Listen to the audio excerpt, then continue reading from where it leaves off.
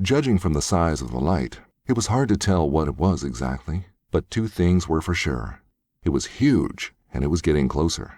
Josh Mundy could only stare for several more seconds as he lay in his slumberjack sleeping bag next to a dying campfire, transfixed by what he had originally thought was a star, and obvious for several minutes certainly was anything but a star. Then the light ceased to move closer and seemed, for an indeterminate amount of time, to simply stay the same size. Josh snapped out of his paralysis and reached over to shake Vern's sleeping bag. "Vern!" he hissed in a harsh whisper. No response. "Vern!" he hissed again, this time a little louder and accompanied with another shake. His buddy only mumbled and snorted slightly. "Vern!" Josh finally hollered his name and yanked on the side of the sleeping bag. "Ah!" Vern Ernesto flipped over, coming out of a deep sleep, and then sat straight up, breathing heavily and looking frantically around.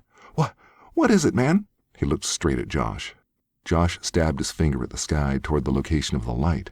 Vern looked up and then scrunched his face up in confusion and then a little bit of frustration. He obviously wasn't seeing it. Josh looked up. Now, suddenly, he wasn't seeing it either. It was gone. Well, not entirely gone, but now just what it was before.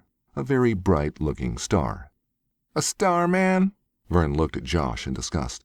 "You woke me up for a star?" Josh didn't know what to say. He simply stared up, his eyes intent on the light, waiting for any fluctuation to justify his actions.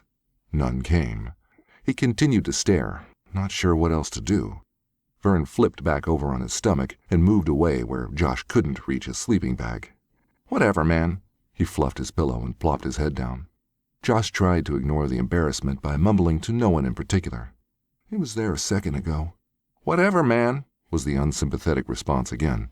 "I was sleeping good." Josh lay back down slowly and settled his head onto his feather pillow, still staring at the spot, waiting with no reward for evidence that he wasn't losing his mind or seeing things. What was that? He smelled something burning. It was awful. It smelled like burnt hair or something. He sat upright again. Something was burning, and it was close. He looked over toward Vern. "Vern!" "Whatever, man," came the angry reply. "Vern, your sleeping bag is on fire." In his attempt to escape the wild midnight antics of his lunatic friend that woke him up in the middle of dreams of catching big fish, he had scooted too close to the campfire. Though it was nearly out, it hadn't missed the opportunity to ignite the synthetic sleeping bag with a hot coal. "Whatever, man." Vern's repetitive response seemed all he could say, or shout for the night. Josh started to get up to help with the flames that were now spreading on Vern's sleeping bag. Vern looked at him sourly. "Get away from me, man! What's up with you tonight? Then for the second time in 2 minutes, Vern expostulated a wild, "Ah!" as the heat penetrated the bag and scalded his feet. He jumped up quicker than the blink of an eye and shuttled out of the open end of his bag, commencing to beat on the flames with his bare hands. "Ouch!" Slap, slap, slap. "Ouch, that stuff is sticking to my hand!" By this time, Josh had grabbed his pillow, and with one thump, the flames were out. They remained motionless for several seconds, Josh with his pillow still gripped in his hands over the burnt spot in the sleeping bag, and Vern staring alternately at the pillow, Josh, and his hand with its melted polyester stuck to his palm. Josh pulled the pillow off and rocked back to his heels. "Vern, I am sorry. It's all my fault." Vern was silent as he picked the blobs off of his palm. Finally, he succeeded in removing the last one and looked up at his friend in the dim moonlight. "It's all right, man. Forget it." And with that, he pulled his sleeping bag even further away from Josh, making certain he was away from the fire this time. Josh looked at his pillow. It had globs of dark melted substance stuck to it as well. It didn't come off. He sniffed it. Phew! It stunk. He turned the pillow over and lay back down. At least it doesn't smell like his feet, Josh thought as he settled down to sleep. This time he purposely avoided the sky and turned to look at the glowing embers of the fire as it died down even more from their recent disturbance. Some people have no humor at being woke up in the middle of the night, he thought. Evidently, Vern is one of those people. Chapter 2. Late Morning.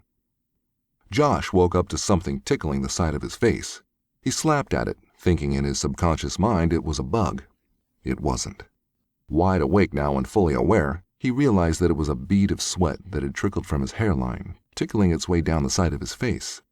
He sat up to full sunshine, bathing their small, hurriedly prepared camp of the previous night when they had arrived. He looked for Vern, but saw his sleeping bag was not only empty but also rolled up and stacked against the trunk of a fir tree. Next to it was Josh's fishing pole, taunting him from the shade. Vern's was gone. Josh jerked the zipper open and knifed his feet out of the sauna and into his slippers. He then walked over to a stump and sat down, his elbows resting on his knees, and stared into the small fire pit, long gone out, now nothing but gray ashes, disheveled by the also long gone morning breeze. He sat for several minutes until the sweat that had soaked his long johns began to dry out, and he felt like his body temperature had been reduced below fever level. Slowly it all came back to him, as he heard the finches and robins brag about their noontime worm, bug, or nut, whichever the case may be. He remembered laying in his sleeping bag, so excited to be out in the woods on their much-anticipated fishing trip. He was lying there, unable to sleep, and staring at the stars contentedly, full of s'mores, when that star began to grow larger. Star or whatever it was. He wasn't sure now. It could have been a plane or something. Josh shook his head. He didn't want to think about it. He stood up, looking for his backpack. He was going to get dressed and find Vern. If he hurried, he might be able to even the score of fish.